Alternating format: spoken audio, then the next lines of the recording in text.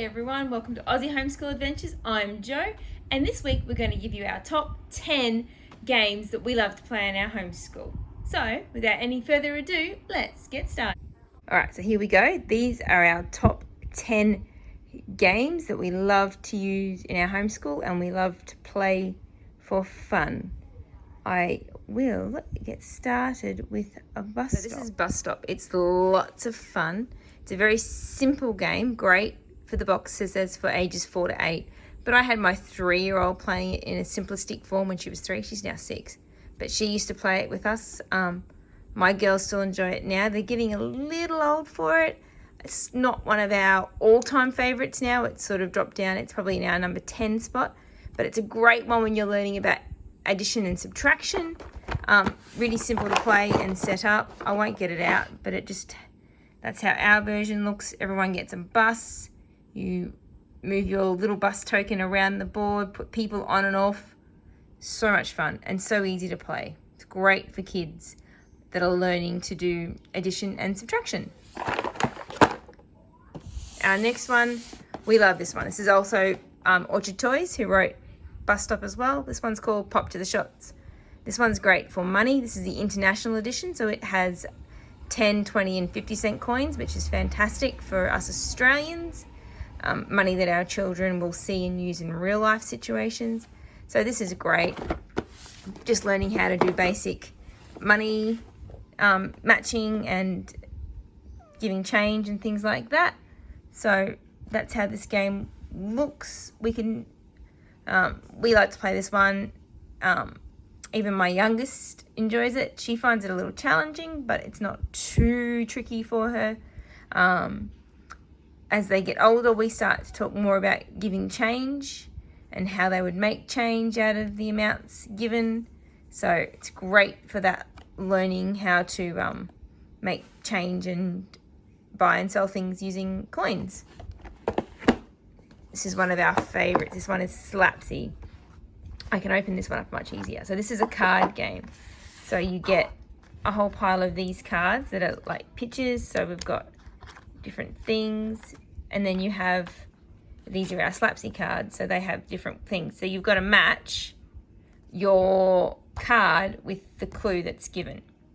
So for example, mostly metal. One of your pictures needs to be something that is metallic. Yeah. So I don't actually have anything there that's metallic. But the picture needs to match, even like the colour and things like that. There are different variants of this game to make it trickier or easier. So this one's lots of fun, especially for kids that are pre-readers that haven't yet mastered reading and sounding out words totally yet. So that's Slapzi. Then the next step up from Slapzi is this one. This is Itzi. This is one of our newest games that we've purchased, but it's become a bit of a favourite already. So Itzi, instead of having pictures, you actually have letters. So each card is double-sided with letters. And then you have the different cards here with different clues to match up. So it's a boy's name with more than 6 letters. So you've got to think of a boy's name that you've got here that has more than 6 letters and starts with one of the sounds that you've got. It's a word that describes a worm. So, yeah, once again, you've got to think of something that starts with the letters that you've got there. It's a sitcom. Some of these are harder for children and more for adults. Some of them are not. So we just, if there's a card there that my kids don't know what it is, we just call it a dead card and move on and do something else. It's a piece of furniture. So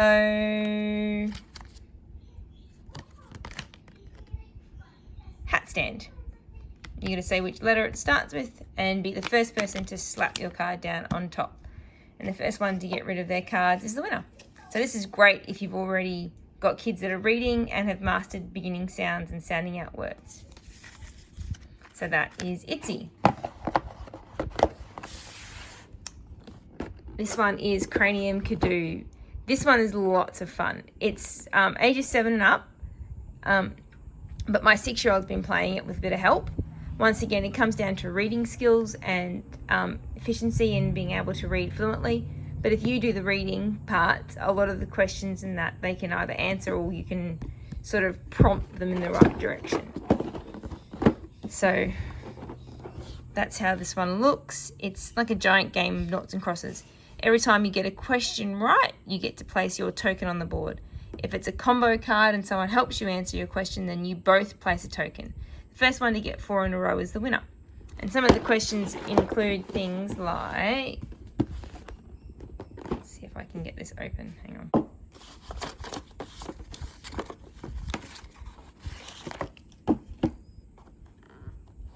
So, solo questions. So you have the little spy glasses, which my girls think are fantastic. They're a decoder. So you have to use the red lens to read things on it. So this one is a double meaning. So words that mean both things. Things that you touch when you play the piano and things that you need when you're locked out of the house. What's the word that means both of those things? It's keys. And the answer is there in the red box, and you need to use the decoding glasses to be able to read it. So there's other ones. There's things that require drawing, things that require molding. Here they give you some clay, but you can just use Play-Doh once this dries out, obviously. Little dice to roll to take your turns with. So this is lots of fun, and you can play this with a huge range of ages and stages. So that's Cranium Cadoo.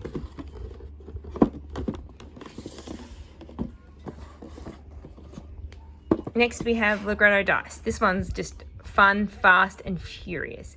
Great for reaction time, great for number matching and colour matching when they're really little. We've had this game for years. My kids, when they were tiny, we used to play it much slower and simply. Now we're playing it much faster and a lot more true to the rules.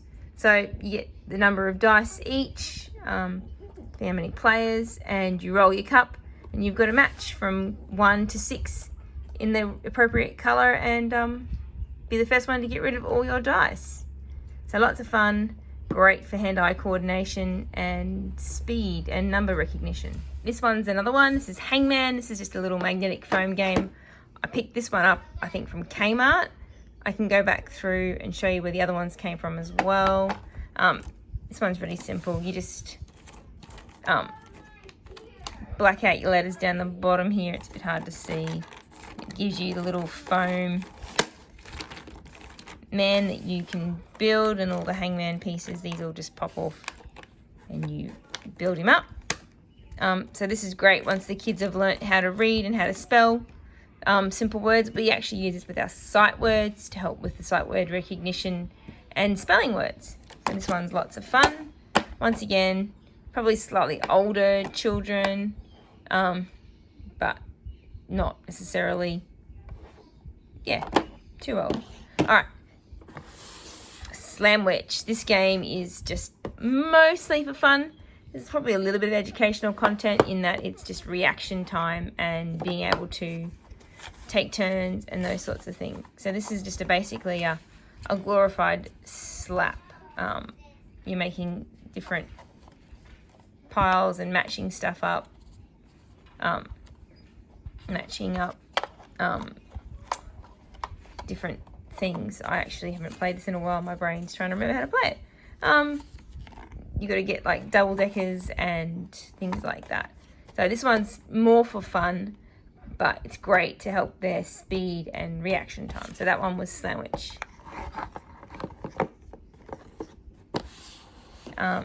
Skip-Bo. This one's a fast favourite. This has been a great maths game as well. Just counting from 1 to 12.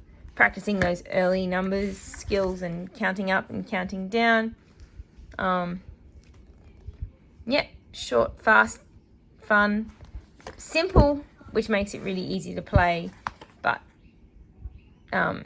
also lots of skill required to get it all right. So that's Skip-Bo. And then this is our all-time favourite game. My children got this for Christmas and they are obsessed with it. This is called Sleeping Queens. So this one is a card game that you have to wake up the queens in the middle It's set up, looks something like that. So these green cards here are our queens, the purple cards here are your normal cards, and you have to discard cards into the middle here and pick up as you go along. So the queens are really fun. You've got things like the book queen, and we've got the sunflower queen. There's a whole collection of different queens. Some have different powers and things like that, which makes them a bit different and a bit more challenging.